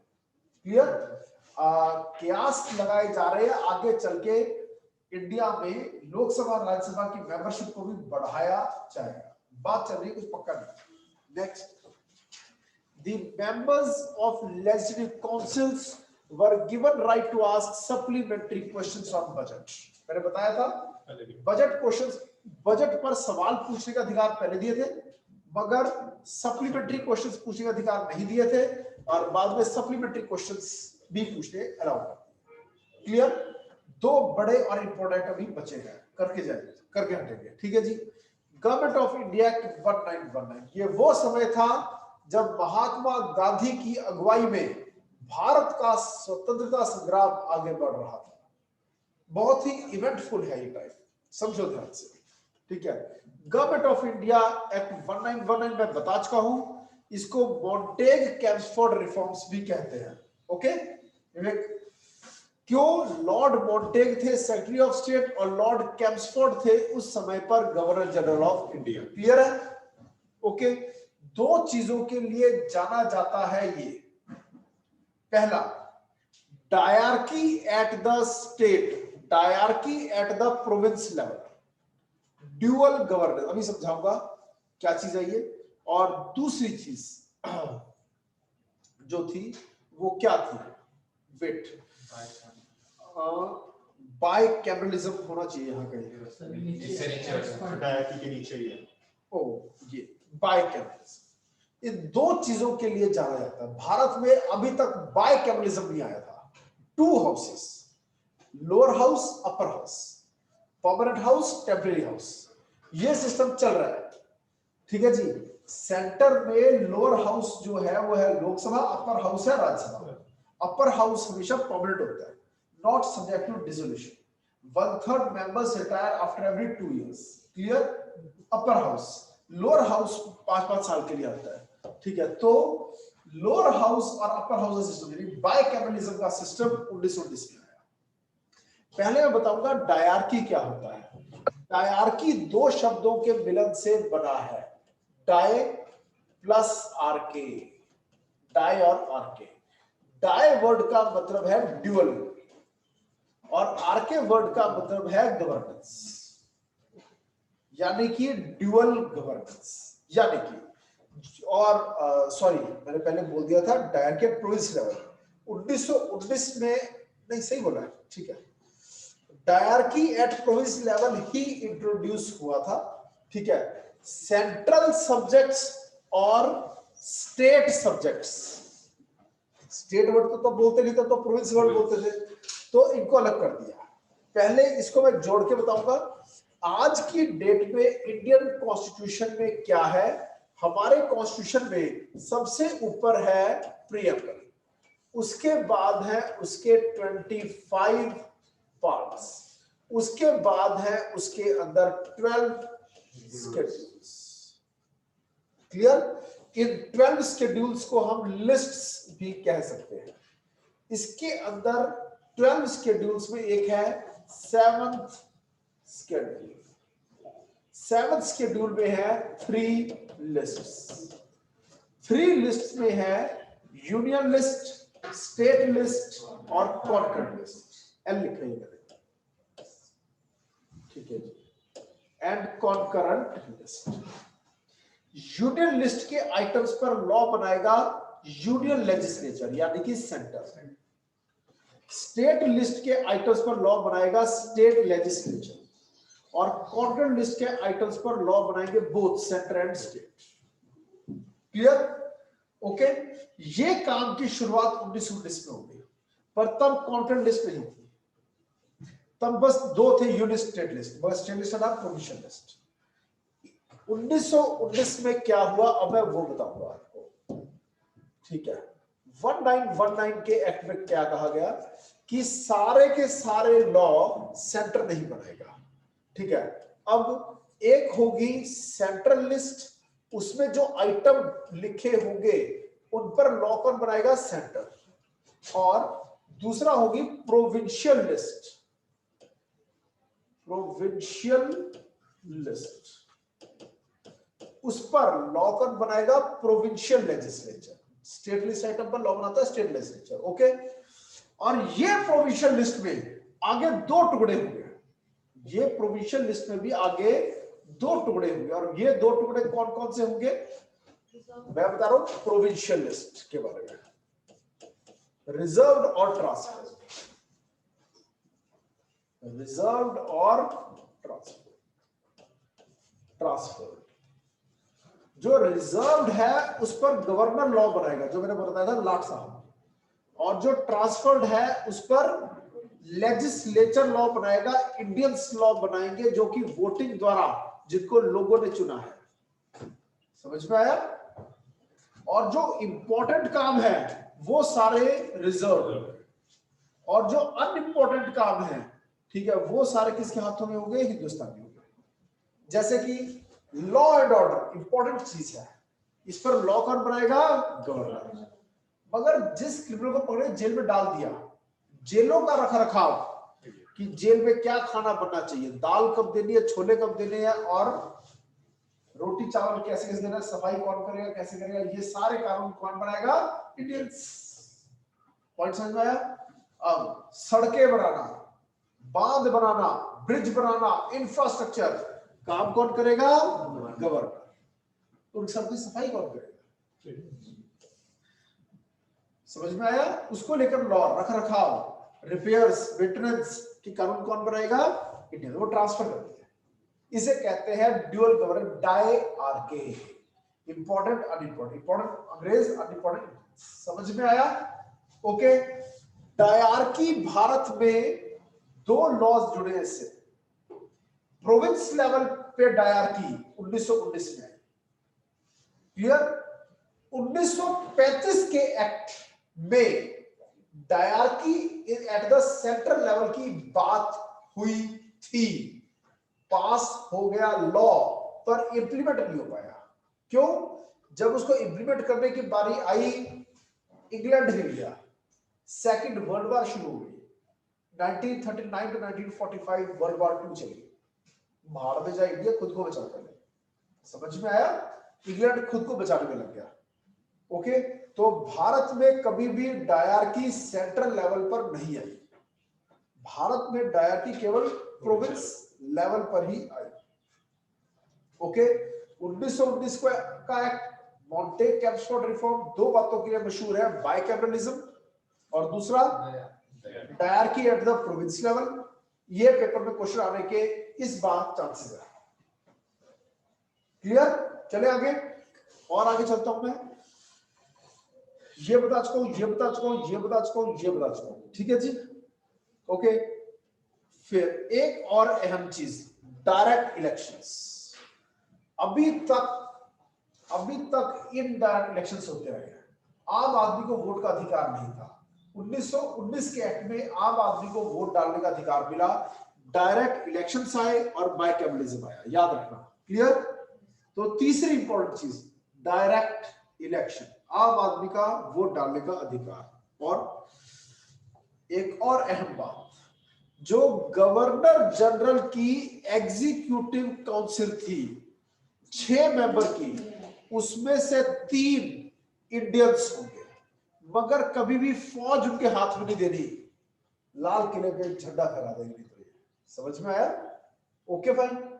सो रूल ये बना दिया, 3 out of 6 members of The governor general executive council will be Indians, but commander in chief की पोस्ट ब्रिटिशर्स के पास ही रहनी चाहिए। Any question? चले आगे। अगला, मैं इससे पहले कि आपको बताऊं गवर्नमेंट ऑफ इंडिया के 1935 के बारे में, पहले मैं समझाना चाहूंगा दो और बातें, समझो ध्यान से। जो ये एक्ट पास हुआ था, गवर्नमेंट ऑफ इंडिया एक्ट 1919, इसमें ये कहा था हर 10 साल के बाद रिवीजन की जाएगी, अमेंडमेंट की जाएगी, नया लॉ आएगा। और law is something dynamic and not something static. It has to change with time. Okay? तो इसके बाद 1929 में हम जो चेंजेस ठीक लगे हम लेके आएंगे, फिर लेके आएंगे 1939, फिर 1949, इस तरह चेंजेस किए रहेंगे, लेकिन ये स्कीम इंप्लीमेंट हो नहीं पाई। क्लियर? जब 1929 में अगला लॉ पास करना था कि क्या क्या चेंजेस आने चाहिए, ठीक है, 1929 में क्या क्या चेंजेस आने चाहिए, जब इसको लेकर लॉ पास करना था, उसके लिए एक बॉडी बनी जिसको हम कहते हैं साइमन कमीशन। क्या बोलते हैं उसको? Simon commission. 1927 में बन गया Simon commission. It was an all white commission. ठीक है, ये बताएगा संविधान में क्या बदलाव लेकर आना था। इसमें कोई इंडियन नहीं था। इसको इंडियन नेशनल कांग्रेस ने बॉयकॉट किया। लाला लाजपत राय ने गो बैक साइमन के नारे लगाए, लाठीचार्ज हुआ, उनकी जान चली गई। पूरी कांग्रेस ने इसको बॉयकॉट किया और हमने साइमन कमीशन के खिलाफ एक कमिटी बनाई कांग्रेस के अंदर, जिसको हम कहते हैं नेहरू कमेटी, जिसके हेड थे कौन? मोतीलाल नेहरू। मोतीलाल नेहरू। इधर से साइमन ने दी साइमन रिपोर्ट और इधर से मोतीलाल नेहरू ने दी नेहरू रिपोर्ट। ठीक है, ये सब महात्मा गांधी की अगुवाई में काम हो रहे थे। अब वो, क्योंकि उन्होंने इससे पहले ही एक्टिव पॉलिटिक्स को छोड़ दिया था, अब वो किंग मेकर बन गए थे, अब वो सीनियर पॉलिटिशियंस में आ गए थे। वो अपने घर बैठ के सलाह देते थे, ऐसे करो ऐसे करो। जिसको सरकार बनानी होती थी उन्हें गांधी जी से पूछ के काम करना पड़ता था। क्लियर? तो इंडियन नेशनल कांग्रेस जो थी साइमन कमीशन के खिलाफ थी और उन्हें बना दी नेहरू रिपोर्ट और कहा भारत में अब साइमन कमीशन के हिसाब से चेंजेस नहीं आएंगे, नेहरू रिपोर्ट के हिसाब से चेंजेस आने चाहिए। क्लियर? और अगर ऐसा नहीं हुआ, 1 साल का समय दिया जाता है ब्रिटिश साम्राज्य को, ब्रिटिश राज को, ब्रिटिश पार्लियामेंट को 1 साल का टाइम देते हैं। Adopt Nehru report, otherwise get ready for a massive revolution throughout country, nation wide क्रांति लेकर आएंगे। ठीक है, तो 1929 में 1 साल पूरा हो गया। और कैसे पूरा हो गया? अंग्रेजों ने नेहरू कमेटी की रिपोर्ट को देखा भी नहीं और साइमन कमेटी की रिपोर्ट, साइमन रिपोर्ट के ऊपर 3 आरटीसी कर डाली। पहली आरटीसी 1929 में, दूसरी 1930 में और तीसरी 1931 में। राउंड टेबल कॉन्फ्रेंस, ये तीनों लंदन में हुई। पहली को तो हमने बॉयकॉट ही कर दिया, दूसरी में महात्मा गांधी गए तो थे पर बीच में छोड़ के आ गए थे। बी.आर. अम्बेडकर से उनकी बहस हो गई थी वहां, ठीक है जी, अंग्रेजों के सामने। B R. Ambedkar was demanding reservation for separate electorate for people of depressed classes. Britishers agreed to that. Simon Commission report agreed to that. कि जैसे मुस्लिम्स को हिंदुओं से अलग करके हमने सेपरेट इलेक्टोरेट दिया, वैसे ही अब समय आ गया है कि डिप्रेस्ड क्लासेस के लोगों को भी हम सेपरेट इलेक्टोरेट दे दें और हिंदुओं से अलग कर दें। महात्मा गांधी को इस पर बहुत गुस्सा आया। उन्होंने कहा तुम्हारी डिवाइड एंड रूल की पॉलिसी गलत है, भारत एक है। ठीक है, बी आर अम्बेडकर जी कह रहे थे डिप्रेस्ड क्लासेस के लोगों को सेपरेट इलेक्टोरेट, रिजर्वेशन सब कुछ मिलना चाहिए। गांधी जी ने आके यहाँ भूख हड़ताल की। ठीक है, फिर कांग्रेस के लीडर्स ने बी आर अम्बेडकर जी को बनाया कि वो separate electorate for depressed classes की डिमांड को खुद ही छोड़ दें। बदले में वादा करते हैं उनको, जब कभी भारत आजाद होगा हम शेड्यूल्ड कास्ट, शेड्यूल्ड ट्राइब के नाम से 10 साल के लिए रिजर्वेशन दे देंगे ताकि टॉप पोजीशंस पर पहुंच पाए एससी और एसटी कम्युनिटी के लोग। इससे फर्क खत्म हो जाएगा। 10 साल एक बहुत लंबा पीरियड होता है और टॉप पोजीशंस पर एससी और एसटी पहुंच जाएंगे, फिर उसके बाद सभी हिंदू बराबर हो जाएंगे। क्लियर? बहुत आराम से डॉक्टर बी आर अम्बेडकर ने इसको हाँ बोल दिया। ठीक है जी, और खाना खा लिया, हाथ पका दिए, उन्हें अनुच्छेद छोड़ दिया, फिर देश आजाद हो गया और फिर रिजर्वेशन शुरू हो गई। 10 साल पूरे हो गए। फिर उसके बाद कांग्रेस पार्टी ने सोचा ये हो क्या गया हमारे साथ, अब क्या हमारे अंदर दम है कि हम रिजर्वेशन खत्म कर दें? वोटिंग में जाता कौन है? सारे डिप्रेस्ड क्लासेस वाले हैं। अमीर लोग तो एसी से बाहर निकलने का कष्ट नहीं उठाते। यानी हम जो राजा बन रहे हैं वो डिप्रेस्ड क्लासेस तो, यानी कि जो उनको खुश रखेगा वो राजा बनेगा। यानी रिजर्वेशन 10 साल आगे बढ़ानी पड़ेगी। फिर 10 साल और खत्म हुए, फिर अगली पार्टी आई, उनको भी लगा रिजर्वेशन तो 10 साल और बढ़नी चाहिए। वक्त ये आ गया है आज जब 72वां रिपब्लिक डे बना लिया हमने, किसी पार्टी में दम नहीं है रिजर्वेशन खत्म करने का, क्योंकि ये सुसाइड होगा उस पार्टी के लिए। समझ में आया? ये मुमकिन ही नहीं है, अब ये कभी खत्म नहीं होगी। अभी अभी जो एससी एसटी एक्ट के अंदर जो बातें लिखी हुई है, जिसका मिसयूज भी होता है, उसमें चेंज लाने की कोशिश सुप्रीम कोर्ट ने की थी, वो भी नहीं हो पाया। समझ में आया? तो ये बात फॉर श्योर पक्की है, रिजर्वेशन है, थी, रही, और अगर देखा जाए कुछ हद तक सही भी है।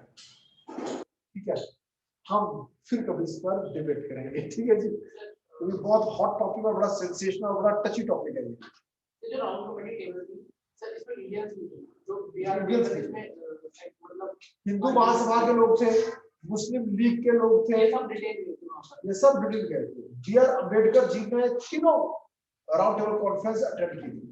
पर सर ये तो साइमन कमेटी की थी ना, इसमें तो सर डिटेल जो ब्रिटिशर्स थे वो साइमन कमेटी की रिपोर्ट पर डिस्कशन इंडियंस के साथ किया जा रहा है। जैसे 3 फार्म बिल्स के बारे में यही तो बात हो रही है। फार्मर यूनियंस के साथ मीटिंग करके पहले डिस्कस क्यों नहीं किया गया इन फार्म बिल्स के बारे में, जल्दबाजी में क्यों पास किए? तो हमेशा ही इंटरेस्टेड पार्टीज जो होती है उनसे सलाह मशवरा किया जाता है। बजट से पहले निर्मला सीतारमण ने सभी इंटरेस्ट ग्रुप्स के साथ डिस्कशन इस साल किए और कुछ वही हो रहा था। जमींदारों को बुलाया, ठीक है, chambers of commerce and industry वालों को बुलाया, सभी स्टेक होल्डर्स को बुलाया जाता है जिनका इंटरेस्ट हो, क्लियर, जिनको प्रभाव पड़ेगा। सो तो 3 आरटीसी पर में जो डिस्कशन हुआ उसके बेसिस पर गवर्नमेंट ऑफ इंडिया 1935 पास हुआ।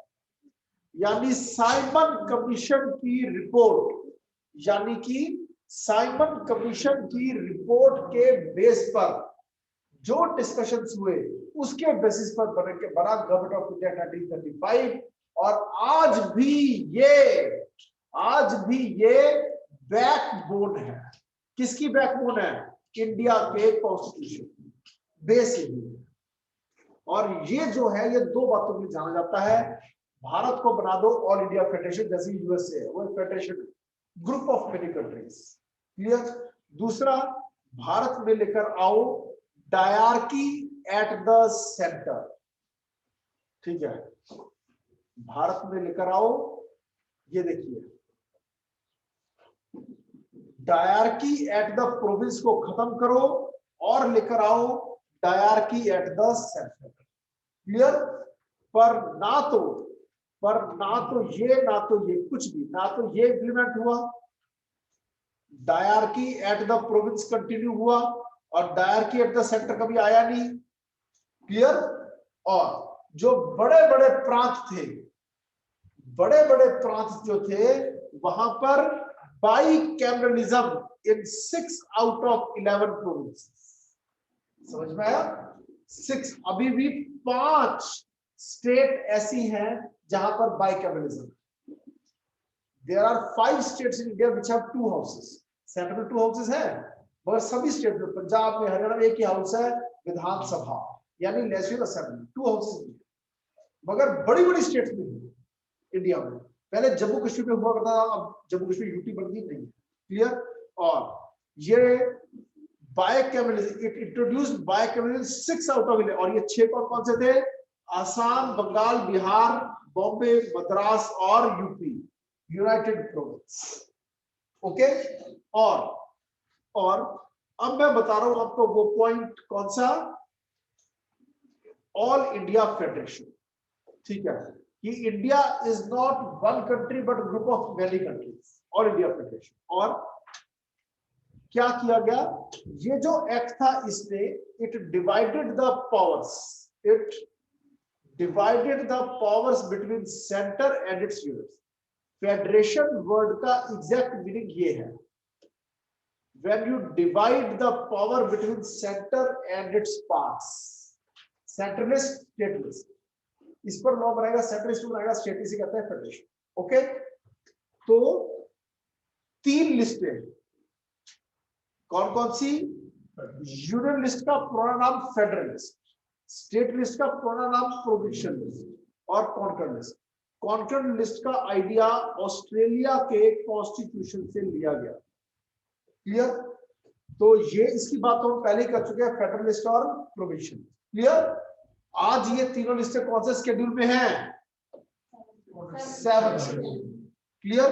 ऑल इंडिया फेडरेशन और डायरकी एट सेंटर, ये कभी भारत में इंप्लीमेंट नहीं हुआ। क्यों? सेकंड वर्ल्ड वॉर लगी। तो 1935 के मेजॉरिटी प्रोविजंस कभी इंप्लीमेंट हुए। और जो फेडरल लिस्ट थी इसमें कितने आइटम थे? फेडरल लिस्ट में आइटम थे 59, प्रोविंशियल लिस्ट में आइटम थे 54 और कॉन्कर्ड लिस्ट में आइटम थे 36। ओके, चले आगे। और जब भारत देश आजाद हुआ, हमें संविधान बनाया, तो इसमें थे 97, इसमें थे 66, इसमें थे 47। बाद में इधर से 5 कम होके इधर ऐड हो गए थे और ये हो गया 52। नए कॉन्स्टिट्यूशन हमने ऐसे किया। और आगे चलते हैं। नेक्स्ट, कमिंग टू बी लो जी, मुबारक हो आपको, भारत देश आजाद हो जाए, आप भी आजाद हो जाए। ठीक है जी। तो अब पहली बात, 1935 के एक्ट की ज्यादातर बातें कभी इंप्लीमेंट नहीं हो पाई, नेवर इंप्लीमेंट। ओके, तो 1947 तक देश कैसे चला? 1919 के एक्ट के हिसाब से चला। ओके, और जो 1919 के एक्ट में जिस एग्जीक्यूटिव काउंसिल की बात हुई थी वो कंटिन्यू करती रही आजादी तक। क्यों? जंग लग गई वर्ल्ड वॉर 2 और भारत को इंडिपेंडेंट भी डिक्लेयर कर दिया गया और सॉवरेन स्टेट भी डिक्लेयर कर दिया गया और रिस्पॉन्सिबल गवर्नमेंट्स की स्थापना हो गई, सेंटर में भी, प्रोविंस लेवल पर। और गवर्नर जनरल ऑफ इंडिया को अब क्या कह दिया गया, ये सिर्फ नॉमिनल नाम का राजा होगा, प्राइम मिनिस्टर की बात माननी पड़ेगी, जवाहरलाल नेहरू। क्लियर? और प्रोविंशियल गवर्नर्स भी अब केवल नॉमिनल हेड होंगे, सीएम की बात माननी पड़ेगी।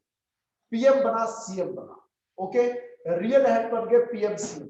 आज भी वही चल रहा है, देश आजाद हो गया और ड्यूअल फंक्शंस कॉन्फर कर दिए गए, कॉन्स्टिट्यूएंट फंक्शंस और legislative functions to the constituent assembly. संविधान लिखने के लिए एक बॉडी बना दी गई जिसको कहते हैं कॉन्स्टिट्यूएंट असेंबली। 9 दिसंबर 1946 को उसकी पहली मीटिंग हुई। जो उसके पहले प्रधान बने वो बने डॉक्टर सच्चिदानंद सिन्हा 2 दिनों के लिए। उन्होंने चुनाव कराकर डॉक्टर राजेंद्र प्रसाद को बनाया फर्स्ट इलेक्टेड प्रेसिडेंट। 2 साल 11 महीने 18 दिन लगाकर 64 लाख का खर्चा करके 22 कमेटियां बनाकर 3 राउंड्स में कॉन्स्टिट्यूशन को लिखा गया और फिर कॉन्स्टिट्यूशन एडॉप्ट हुआ, इनेक्ट हुआ 26 नवंबर 1949 को और कमेंसमेंट हुई कॉन्स्टिट्यूशन की 26 जनवरी 1950। 1949 में भी 15 आर्टिकल्स इंप्लीमेंट कर दिए गए थे, लेकिन 395 आर्टिकल्स वाला कॉन्स्टिट्यूशन कब कमेंसमेंट हुई 26 जनवरी 1950। क्यों इसी दिन हुई? क्योंकि उसके 20 साल पहले 26 जनवरी 1930 को पूर्ण स्वराज दिवस मनाया गया था पंडित जवाहरलाल नेहरू के द्वारा। और ये जो कॉन्स्टिट्यूशन असेंबली बनी थी जिसको कॉन्स्टिट्यूशन लिखना था, उसको दोनों काम दिए गए, पार्लियामेंट का काम यानी लेजिस्लेचर का काम प्लस कॉन्स्टिट्यूशन को लिखने का काम, ठीक है, and declared dominion legislature as a sovereign. और अब से ये सॉवरेन बॉडी बन गई, अब देश पर राज करेगी कॉन्स्टिट्यूएंट असेंबली। क्लियर? ओके, मुबारक हो आपको देश की आजादी। कुछ और पूछना चाहेंगे आप? Any question, any query, if you have you can ask.